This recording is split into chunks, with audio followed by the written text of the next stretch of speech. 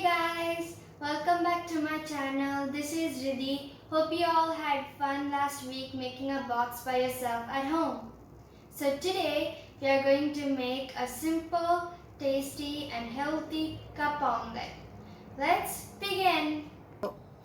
I have chosen to put only onions, but you can put any vegetable you want. So let's begin with cutting an egg.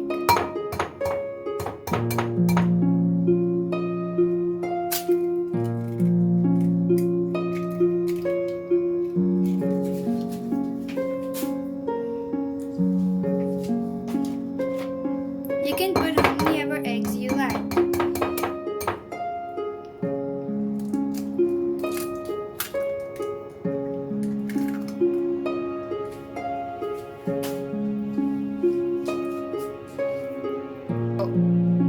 You have to mix well until the transparent part is not seen.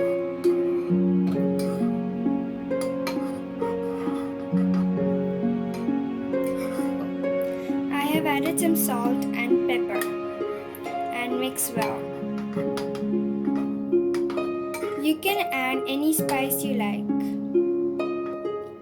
I've mixed well and now I'll put into the microwave for 1.5 minutes.